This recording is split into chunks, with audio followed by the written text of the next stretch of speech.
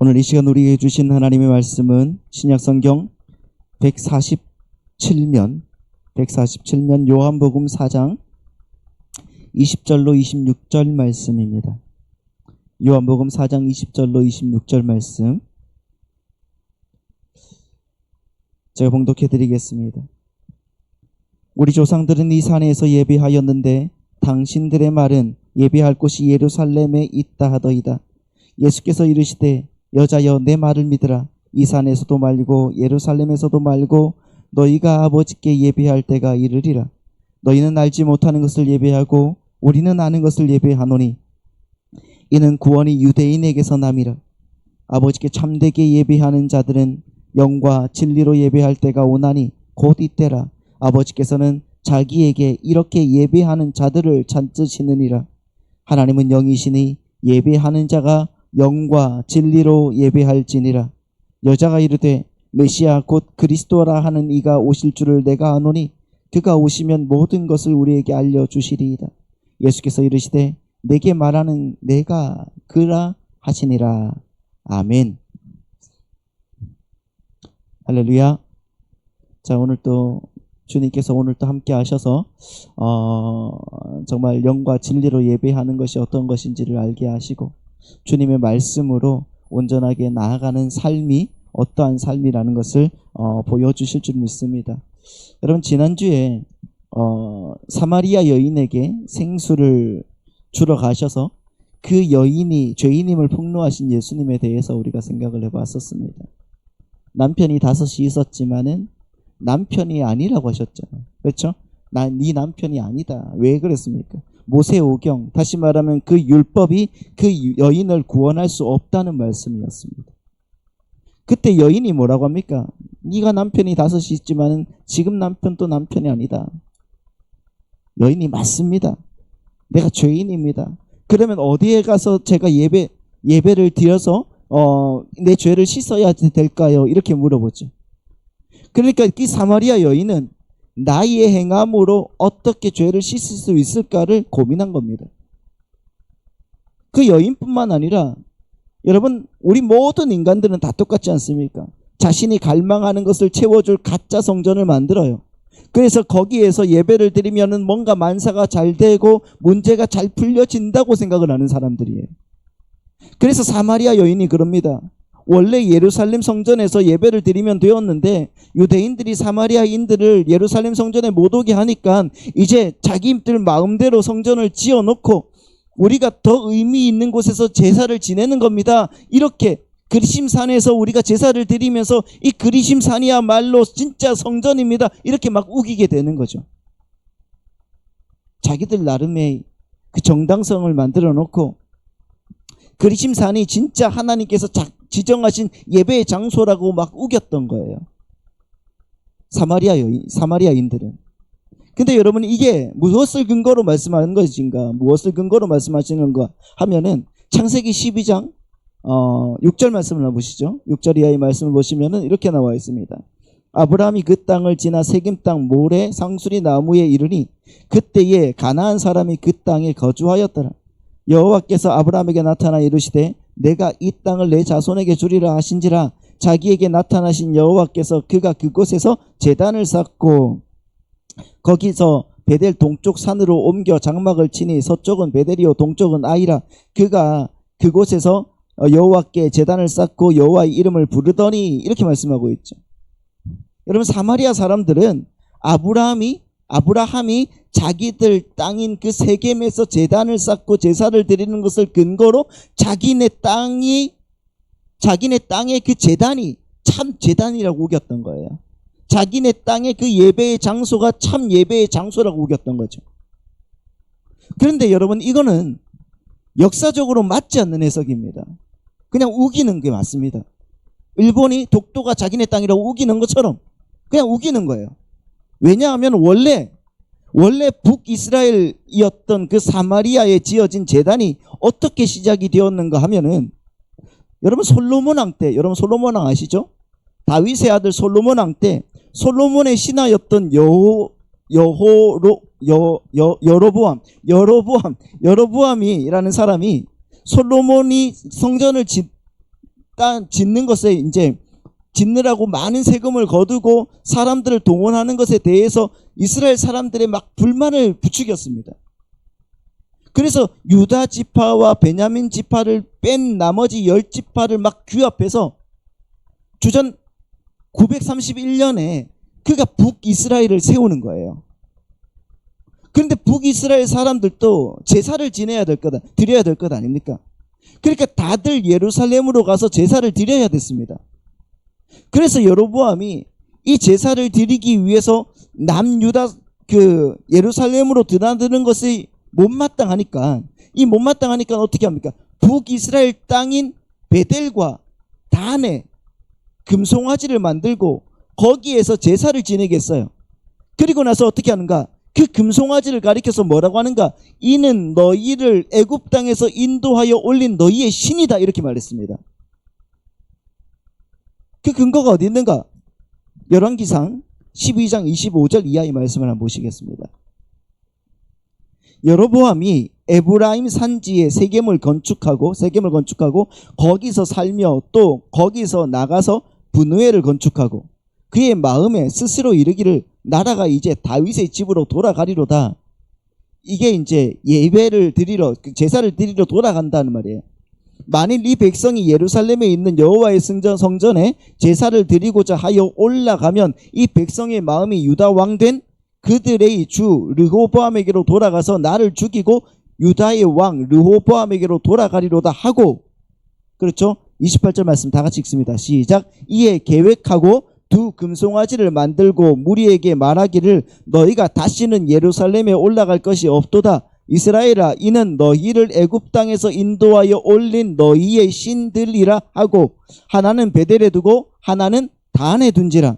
이 일이 죄가 되었으니 이는 백성들이 단까지 가서 그 하나에게 경배하였함이로라.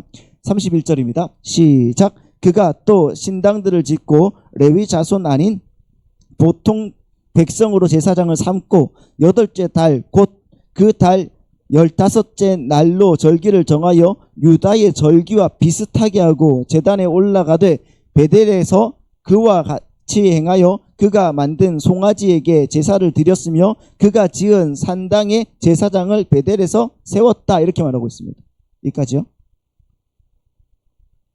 여러분 28절 말씀을 다시 한번 보십시오. 28절 말씀 다시 한번 보시면은 파란색 말씀 보시면 이렇게 나와 있죠. 이스라엘아, 이는 너희를 애굽 땅에서 인도하여 올린 너희의 신들이다. 여러분 이 말 어디서 많이 들었지 않습니까? 그렇죠? 어디에서 듣던 소리입니까? 바로 출애굽할 때 시내산에서 모세가 내려오지 않으니까 아론이 금송아지를 만들어 놓고 이는 너희를 애굽 땅에서 인도하여 올린 너희의 신이라고 했던 그 이스라엘의 전철을 그대로 밟고 있는 거예요. 그러니까 여러분 사마리아 사람들이 하나님을 예배하던 그 그리심 산의 제단은 시내산의 금송아지와 베델과 단의 금송아지와 같은 줄기에서 나왔다는 거예요. 그러니까 여러분 그리심 산의 예배는 뭡니까? 그리심 산의 예배는 어떤 거예요? 그 우상 숭배의 줄기에서 나온 거예요. 그래서 그 산은 하나님을 예배하는 장소로 적합하지 않는 곳입니다. 당연해요. 그래서 그리심산은 아닌 거예요. 그렇다면 여러분 주님께서 뭐라고 하셔야 되는 거예요? 주님께서 야, 그 그리심산은 적합하지 않은데야. 내가 역사적으로 이렇게 말하는 게 분명하게 말하지만은 이 그리심산은 너희에게 맞지 않아. 너희들은 어디에서 예배를 드려야 된다고 말해줘야 되는 거예요? 예루살렘으로 와서 예루살렘 성전에서 예배해야 된다라고 말해야 되는 것이 맞죠. 그런데 여러분 주님께서 뭐라고 하십니까? 21절에서 같이 읽습니다. 시작. 예수께서 이르시되 여자여 내 말을 믿으라. 이 산에서도 말고 예루살렘에서도 말고 너희가 아버지께 예배할 때가 이르리라. 주님께서 뭐라고 하신다고요? 이 산에서도 아니고 저 산도 아니고 이제 옛 성전에서 드리는 그 예배, 제사는 이제는 다 없어진다는 말씀이에요. 왜요? 진짜 성전이신 누가? 예수 그리스도가 오셨거든요. 믿으십니까? 그리고서 예수님은 사마리아 여인에게 이렇게 말씀하시는 거예요. 23절입니다. 시작. 아버지께 참되게 예배하는 자들은 영과 진리로 예배할 때가 오나니 곧 이때라. 아버지께서는 자기에게 이렇게 예배하는 자들을 찾으시느니라. 24절 시작. 하나님은 영이시니 예배하는 자가 영과 진리로 예배할지니라. 아멘. 예배하는 자는 뭐와 뭐로 예배한다고요? 영과 진리로 예배한다고 했죠.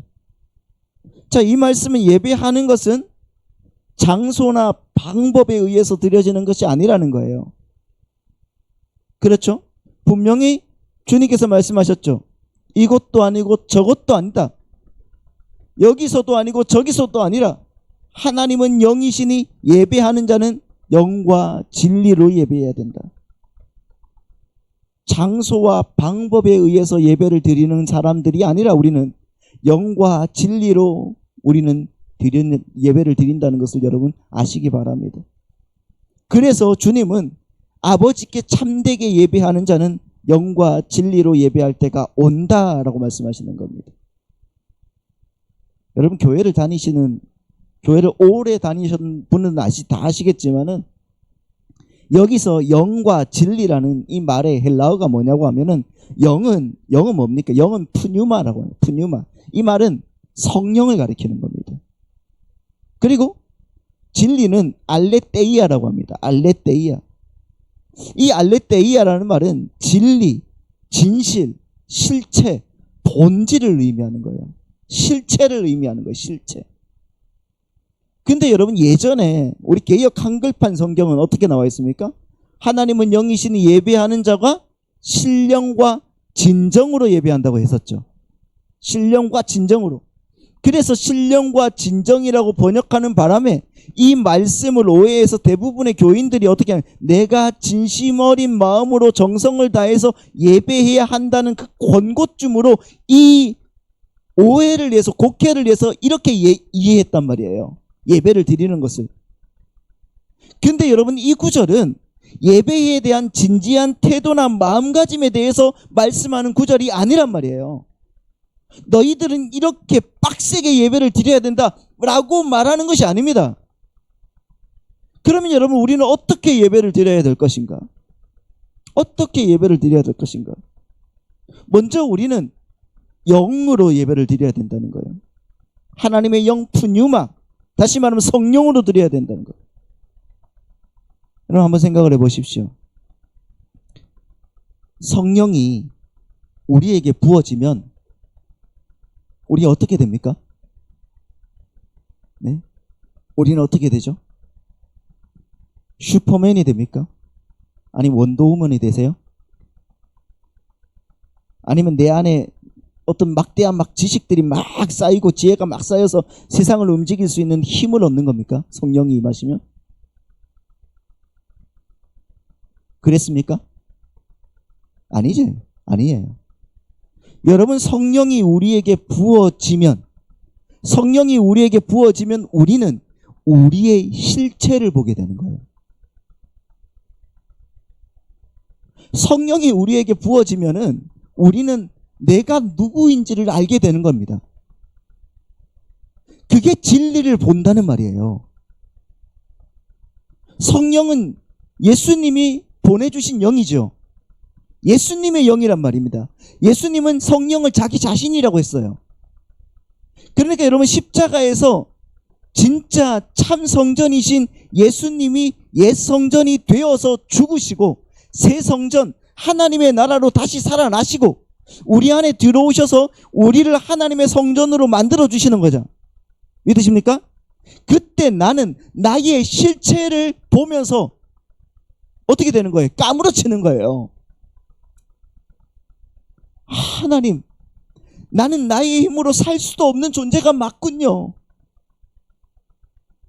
하나님, 예전에는 내가 아무것도 몰랐는데 그런데 주님의 영이 내 안에서 들어오고 보니까 나는 진짜 죄인 중에 괴수가 맞습니다 하는 그 고백이 생기는 거예요. 성령이 들어오시면 다른 게 아니라 뭐 능력이 임하고 뭐 병든 자가 치유되고 이런 게 아니라 내가 나를 알게 되는 겁니다.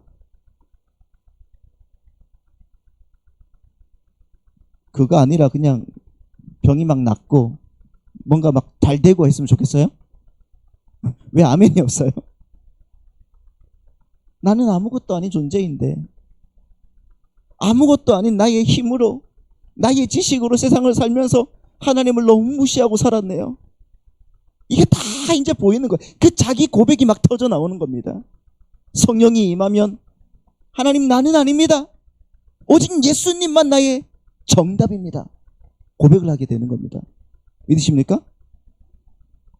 여러분 사도행전을 보시면은 6월절 날에 그 예수님께서 돌아가시고 부활 승천하신 후에 오순절이 왔죠. 그때까지 그러니까 6월절부터 오순절까지 며칠입니까? 50일입니다. 50일. 그때 성령님이 그 당신의 택한 백성들에게 임해버렸죠. 그렇죠. 오순절 날에. 그렇게 성령이 임하자 그 하늘의 진리가 사도들의 입을 통해서 막 올바로 전해지기 시작했습니다. 정답은 뭐다? 예수 그리스도라는 거예요. 막 올바로 막 전해지기 시작했어요. 그게 성령의 임재예요. 그랬더니 창세전에 택함을 받은 그 하나님의 백성들의 귀가 그 말씀을 듣는 즉시 뚫리게 되어버린 거예요. 열려지게 되어버린 겁니다. 그런 역사가 일어났어요. 그들의 실체와 예수 그리스도의 실체를 알게 된 겁니다. 사람들이. 그런 그들 중에 여러분 6월절부터 오순절 성령 강림 때까지 50일간 예루살렘에 머물러 있었던 그 디아스포라 유대인들도 다수가 있었어요. 많이 있었다는 거예요. 그들이 사도들이 말씀하신 그 성령의 말씀을 들었단 말이에요. 그리고 성령을 받았단 말입니다. 그때 그들이 집으로 돌아갔을까요? 안 돌아가요. 그들이 그 진리의 말씀을 전하는 사도들 곁에서 떠날 줄 몰랐어요. 그것이 여러분 예루살렘 교회인 겁니다. 그들이 예루살렘 교회로 이렇게 만들어진 거예요. 그런데 그 디아스포라 유대인들은 오순절까지 있을 여비만 준비해 온 사람들이었단 말이에요. 이 사람들이 계속해서 예루살렘에 머물면서 말씀을 듣고 공부를 하려면은 숙식을 해야 되고 살아갈 돈이 필요할 거 아닙니까? 그렇죠? 그래서 여러분 예루살렘 교회의 일원 중에 그 부동산이 있는 사람들이 전부 자기 부동산을 팔아버린 거예요. 자기 집을 팔고 자기 소유들을 팔고 그것을 모두 교회 앞에 딱 내놓아서 함께 교회를 꾸려간 겁니다. 그게 예루살렘 교회예요. 자, 그게 어디 나오는가? 사도행전 4장의 말씀 보시죠. 사도행전 4장 32절 이하의 말씀 보겠습니다. 믿는 무리가 한 마음과 한 뜻이 되어 모든 물건을 서로 통용하고 자기 재물을 조금이라도 자기 것이라 하는 이가 하나도 없더라. 사도들이 큰 권능으로 주 예수의 부활을 증언하니 무리가 큰 은혜를 받아 그 중에 가난한 사람이 없으니 이는 밭과 집 있는 자는 팔아 그 판 것의 값을 가져다가 사도들의 발 앞에 두매 그들이 각 사람의 필요를 따라 나눠줌이라. 구브로에서 난 레위족 사람이 있으니 이름은 요셉이라. 사도들이 일컬어 바나바라 번역하면 위로의 아들이라 하니 그가 밭이 있음에 팔아 그 값을 가지고 사도들의 발 앞에 두니라. 아멘. 아멘. 자, 그들이 성령을 받은 사람들이 어떻게 한다고요? 밭과 집과 땅을 팔았다 그랬죠. 너무 겁내지 마십시오. 팔아라고 안 그래요. 자,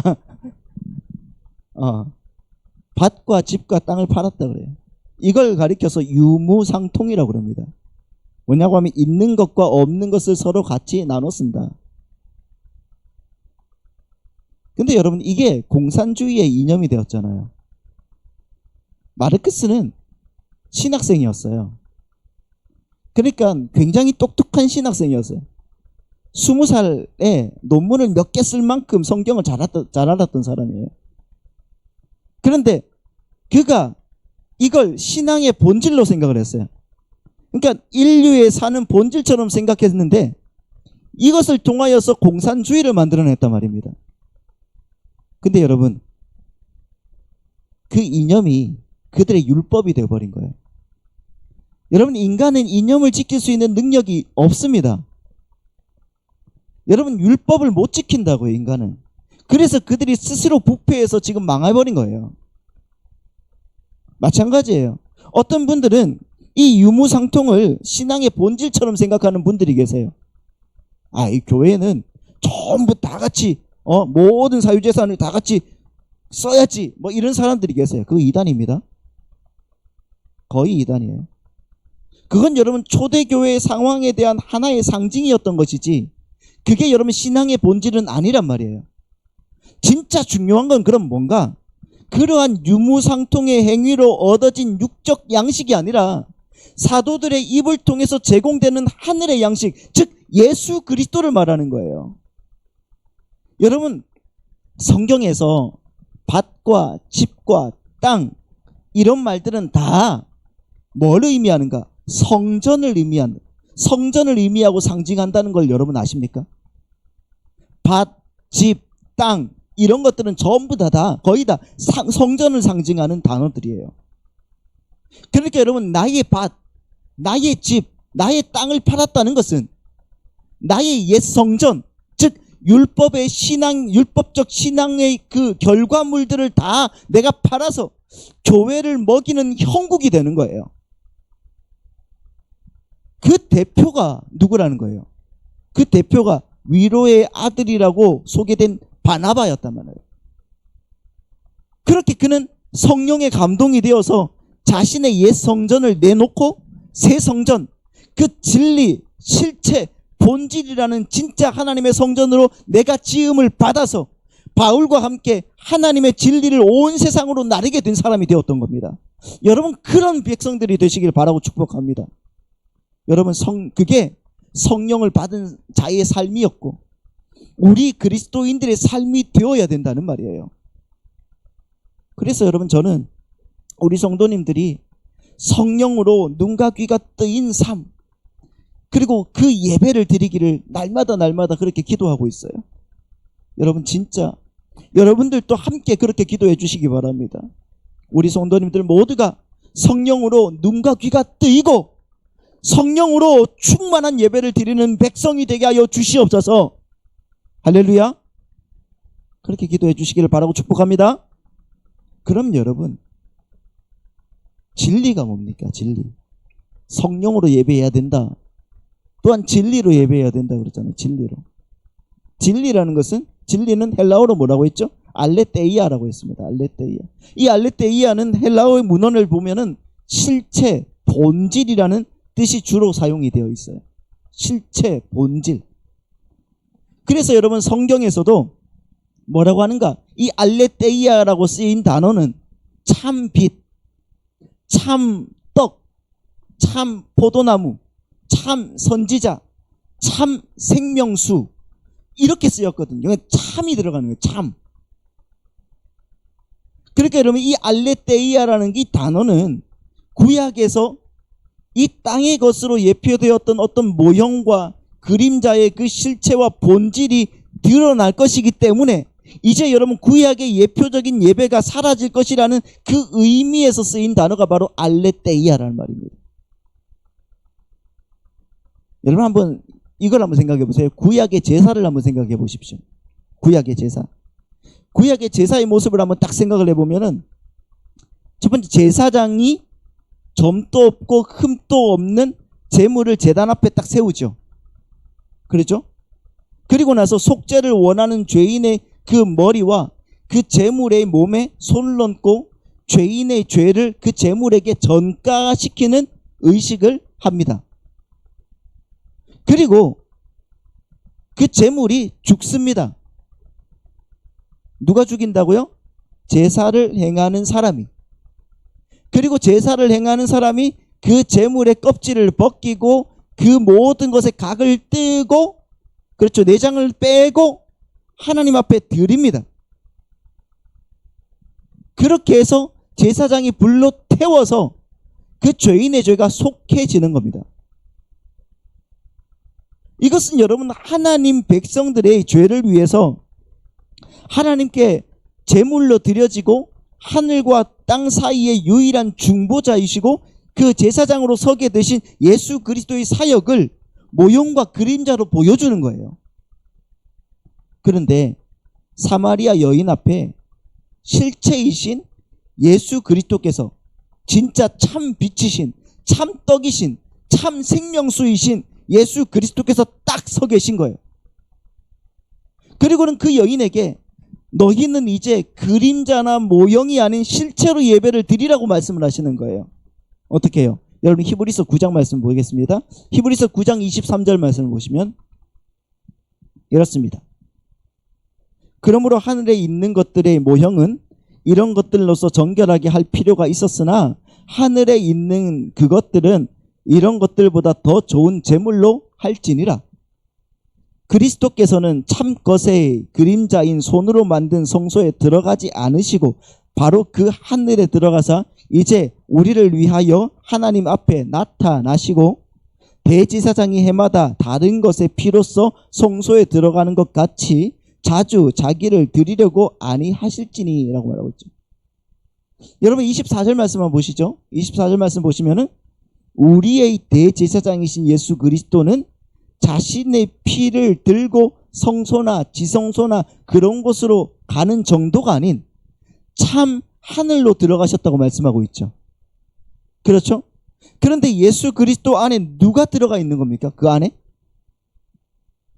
하나님 예수 그리스도께서 그 하늘로 올라가시면서 그 안에 누가 들어가 있다고요? 바로 내가 들어가 있는 거예요. 하나님의 백성들이 함께 들어가 있는 거예요.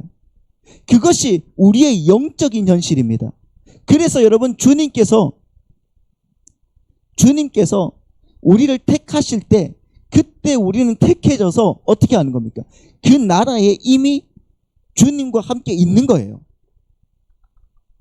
그렇다면 지금 이 땅 위에서의 우리의 육적인 현실은 어떻습니까? 하나님께서 우리 안에 들어오셔서 우리 자신이 하나님의 지성소, 우리 자신이 지금 성전이 되어버린 거예요. 그래서 우리 안에서는 늘 제사, 즉 예배가 드려져야 되는 거예요. 날마다 그럼 매 시간마다 아니 매 초마다 우리는 예배를 드려야 되는 거예요.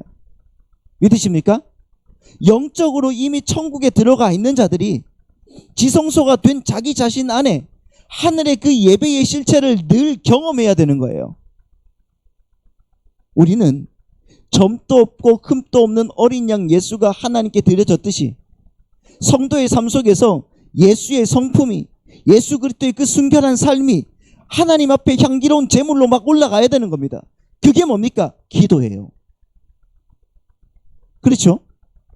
그리고 이제 대제사장이신 예수 그리스도는 우리 안에서 우리의 삶을 하나님 앞에 제물로 올려드리고 계신 거예요. 그러니까 알레테이아, 이 진리로, 이 실체로 예배를 한다는 것은 이 실체이신 예수님을 제물로 바치는 예배를 우리는 날마다 드려야 된다는 거예요. 그런데 그 제물은 우리가 바치는 것이 아니에요. 그럼 누가 바치는 거예요? 하나님께서 미리 준비하신다는 말입니다. 그러면 우리가 실체이신 예수를 제물로 바치는 예배를 해야 한다는 것은 무슨 의미입니까? 어떤 의미죠? 이 말은 예수님께서 제물로 바쳐지시고 우리를 구원해 주셨으므로 우리는 구원받은 자다운 삶, 예수님의 그 성품을, 그 순종의 제사를 하나님 앞에 제물로 올려드려야 된다는 뜻입니다. 여러분 예수 그리스도의 삶은 죽기까지의 순종의 삶이었습니다. 믿으십니까? 그 삶은 바로 선악과를 따먹지 않는 삶이었어요.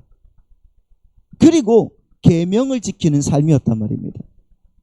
근데 이 계명이라는 것은 뭡니까? 하나님을 사랑하고 내 이웃을 내 몸과 같이 사랑하라는 거예요. 따라서 우리가 영과 진리로 예배를 드린다는 것은 하나님을 사랑하고 내 이웃을 내 몸과 같이 사랑하는 우리의 삶 전체를 하나님이 기뻐하시는 것으로 드리는 것을 말씀하는 거예요. 그것이 바로 영과 진리로 예배하는 자들의 참 모습이라는 것을 여러분 기억하시기 바랍니다. 어렵죠? 한 번 더 드리시기 바랍니다. 또 설명해 드리기는 좀 그렇고요. 여러분들에게 재물이 되는 삶을 내놓으라고 강요하는 게 아닙니다. 절대로 여러분 교회에서는 강요가 필요가 없습니다. 저는 그렇게 믿습니다. 실체이신 예수 그리스도가 제물로 바쳐짐으로 거듭나게 된 성도들은 반드시 그 예수의 삶을 하나님께 올려드리게 되어 있는 거예요. 그렇게 스스로가 성전이 되어서 자신의 삶을 예배의 삶으로 하나님께 올려드릴 수 있는 자의 모습이 예수 그리스도의 삶에서 미리 나타난 것이고, 우리는 그 예수의 삶을 성령 안에서 또한 배우고 익히게 됨으로써 점점 그렇게 성화되어 가는 겁니다.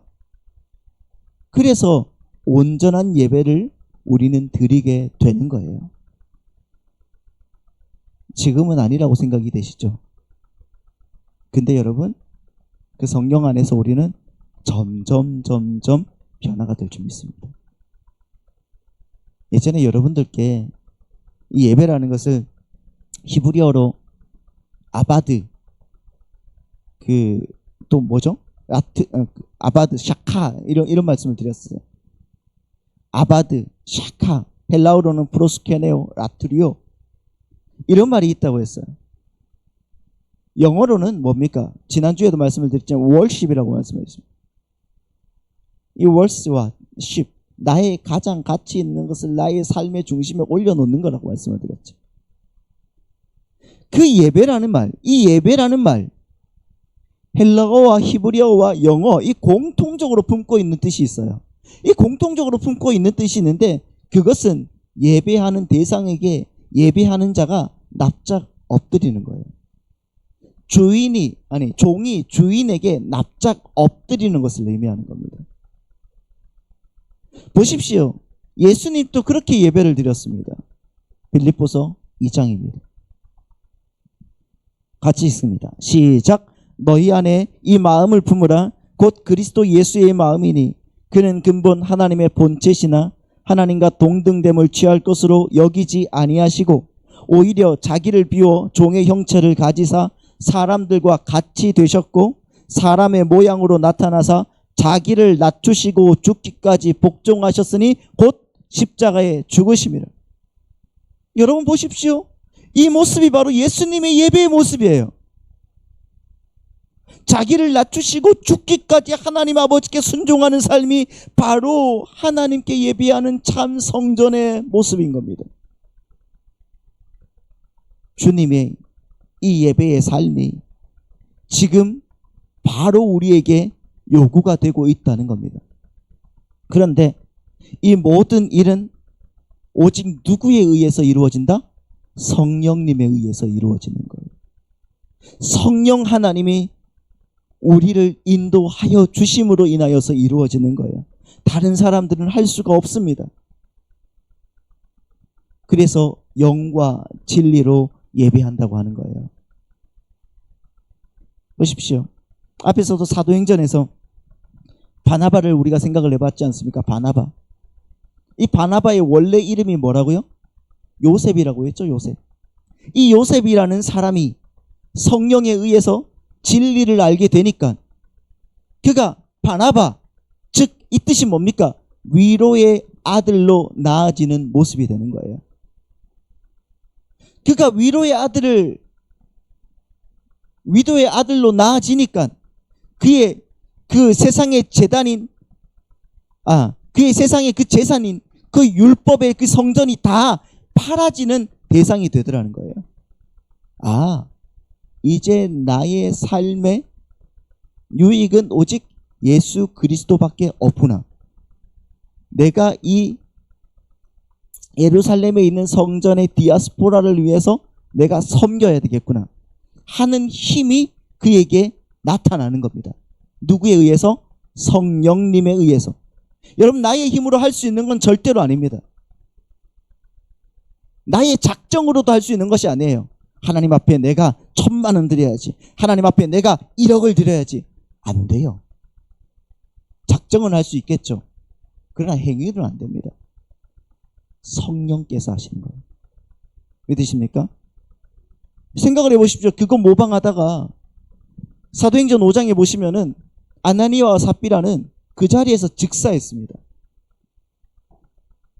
여러분, 나의 힘으로 예배를 드린다는 생각 다 내려놓으셔야 됩니다. 나의 마음에 차는 예배, 그거 다 내려놓으셔야 됩니다. 예배는 오직 하나님만의 영광입니다. 예배에서 내가 보이면은 그것은 탈락입니다. 목사의 설교가 저렇게 탈락입니다. 죄송합니다만 제가 못해서 그럴 수도 있겠지만 모든 것은 하나님의 영광입니다. 그래서 여러분, 이제부터 주님의 성령께서 우리를 이끄시는 온전한 예배가 영과 진리로 드려지는 역사가 있기를, 여러분의 삶에 임하기를 축복합니다. 아멘. 아멘. 여러분 오늘 생각을 해보세요. 오늘 어떤 것을 준비해서 이 자리에 나오셨는지요? 네. 무엇을 준비해서 이 자리에 나오셨습니까? 아니, 지난 한 주간 여러분들은 예배의 삶을 사셨습니까? 그렇다면 그 예배의 삶은 무엇에 근거한 삶이었는지를 한번 생각을 해보십시오. 큐티를 했고, 성경을 읽었고, 하나님께 또 교회에 왔고, 하나하나 그 모든 것들은 무엇에 근거한 삶이었습니까? 예수 그리스도의 은혜와 하나님의 사랑과 성령 하나님의 그 교통하심이 여러분을 예배하는 자로 만드셨다는 것을 여러분 잊지 마시기 바랍니다.